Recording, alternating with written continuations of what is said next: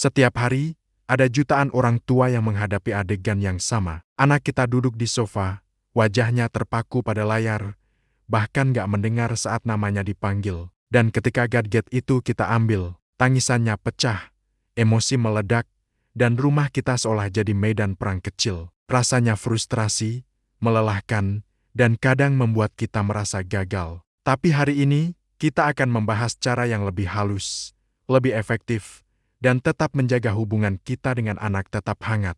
Kita akan bongkar rahasia di balik layar kaca yang selama ini mungkin kita salah pahami. Sebelum kita mencari solusi, kita perlu memahami dulu alasan sebenarnya di baliknya. Anak itu sebetulnya tidak kecanduan gadget. Mereka kecanduan sensasi yang gadget berikan. Coba bayangkan dari sudut pandang mereka. Setiap sentuhan di layar memberikan ledakan dopamin yang cepat. Mereka mendapatkan hiburan tanpa perlu berusaha. Ada warna, suara, dan gerakan yang terus berubah yang membuat otak mereka terus terstimulasi. Gadget adalah cara paling instan untuk menghilangkan rasa bosan dan mengalihkan diri dari emosi yang tidak nyaman, seperti sedih atau marah. Jadi, bagi anak, gadget itu bukan sekadar tontonan. Gadget adalah pelarian. Kalau kita hanya melarang tanpa mengerti akar masalahnya, kita akan kehilangan kesempatan untuk benar-benar membantu mereka. Coba kita lihat kisah Raka. Setiap sore, Raka bisa menonton video tanpa henti. Ibunya memanggilnya untuk mandi, makan, belajar, tapi Raka seolah masuk ke dunianya sendiri, tidak mendengar apapun. Suatu hari, karena sudah habis kesabaran, ibunya langsung mengambil gadget itu. Apa yang terjadi? Raka menjerit, menangis histeris, bahkan menendang-nendang. Ibunya merasa sangat sedih dan gagal sebagai orang tua. Namun malam itu, setelah Raka tertidur pulas, ibunya memperhatikan sesuatu.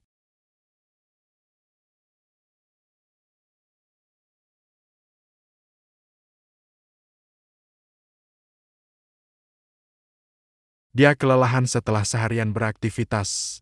Dia bosan, dan dia butuh pelarian dari rasa lelahnya itu. Besoknya, sang ibu mencoba pendekatan yang benar-benar baru. Bukan dengan marah, bukan dengan mengancam. Dan hasilnya sangat berbeda. Disinilah letak kuncinya. Kesalahan umum kita sebagai orang tua adalah kita sering mencoba mengatur kemauan anak. Kita bilang, kamu harus berhenti sekarang. Jangan nonton terus. Padahal, yang jauh lebih efektif adalah mengatur lingkungannya. Mari kita bahas 4 strategi utama untuk mengatur lingkungan di rumah.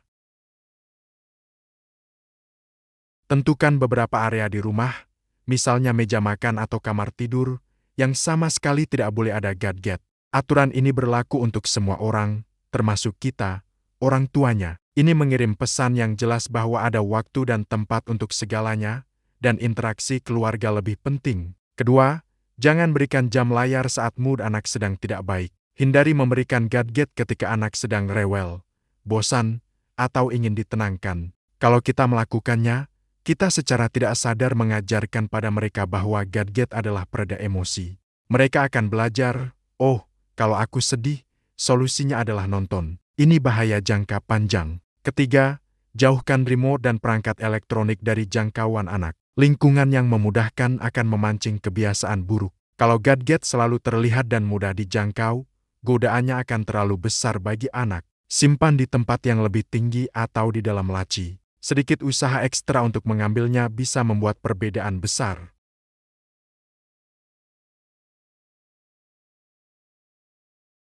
Siapkan sebuah busy box atau kotak aktivitas, isi dengan Lego kecil, papan gambar, puzzle, atau buku cerita. Anak itu sebenarnya tidak butuh motivasi yang kuat untuk berhenti menonton. Mereka hanya butuh pilihan lain yang sama menariknya, yang sudah ada di depan mata mereka. Setelah kita mengatur lingkungannya, sekarang saatnya kita menggunakan teknik praktis untuk mengurangi drama saat transisi.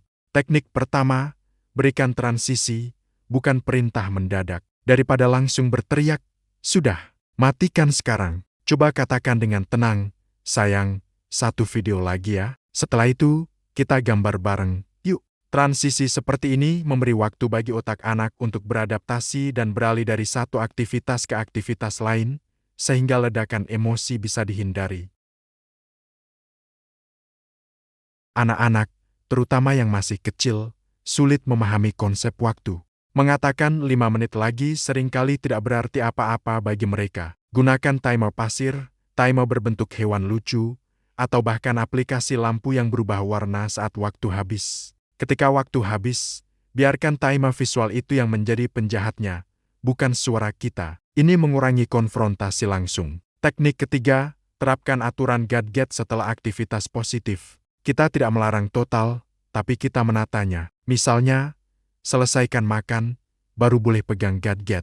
Rapikan mainan, baru boleh nonton. Atau baca buku 10 menit, setelah itu dapat jatah layar. Ini mengubah gadget dari sebuah kebutuhan yang harus dipenuhi, menjadi sebuah hadiah yang terstruktur dan didapatkan setelah melakukan sesuatu yang positif. Teknik keempat, buat rutinitas 3 blok waktu. Bagi hari menjadi 3 bagian, pagi, siang, dan malam. Pilih satu blok waktu yang pendek di salah satu bagian itu untuk jadwal gadget, dan tetaplah konsisten setiap hari. Misalnya, hanya boleh setelah makan siang selama 30 menit. Ketika jadwalnya jelas dan bisa diprediksi, anak akan berhenti merengek atau meminta di luar waktu yang telah ditentukan. Dan teknik kelima, berikan aktivitas pengganti yang memikat. Ingat, kita perlu menyaingi dopamin dari gadget. Aktivitasnya tidak perlu rumit. Coba ajak anak melempar bola ke keranjang kecil, bermain mencari benda berwarna tertentu di dalam rumah, atau bermain peran pura-pura jadi koki. Bisa juga dengan kreasi sederhana seperti membuat origami, mencetak cap jari dengan cat, atau bermain Play-Doh. Aktivitas yang melibatkan fisik dan imajinasi bisa menjadi saingan yang sepadan untuk daya tarik layar. Lalu, apa yang terjadi pada Raka setelah ibunya menerapkan strategi ini? Setelah beberapa minggu, Raka memang masih menonton gadget, tapi tidak lagi sepanjang hari. Tidak ada lagi teriakan histeris ketika gadget dimatikan. Tidak ada lagi drama saat waktu transisi tiba. Suatu sore, ibunya bertanya, "Raka, mau nonton sekarang atau kita main balok dulu?" Dan untuk pertama kalinya, Raka menjawab, "Main balok dulu deh, Bu. Habis itu baru nonton." Itu mungkin terdengar seperti perubahan kecil, tapi bagi ibunya, itu adalah sebuah kemenangan besar. Anak kita bukan malas. Anak kita bukan keras kepala. Mereka hanya secara alami mengikuti apa yang paling mudah dan paling cepat memberi mereka kenikmatan. Jika kita sebagai orang tua bisa mengubah lingkungannya, mengatur ritmenya, dan memberikan alternatif yang menarik, kita tidak hanya menghentikan kebiasaan buruk mereka menonton gadget. Lebih dari itu, kita mengembalikan perhatian mereka, kreativitas mereka, dan yang terpenting, koneksi mereka kepada kita. Ingatlah, gadget hanyalah alat, bukan musuh. Dan dengan pendekatan yang tepat, penuh pemahaman dan kasih sayang, kita bisa membantu anak menemukan keseimbangan yang sehat dalam hidup mereka. Terima kasih sudah menonton. Jika kamu merasa video ini bermanfaat, jangan lupa untuk like, share, dan subscribe ya. Sampai jumpa di video berikutnya.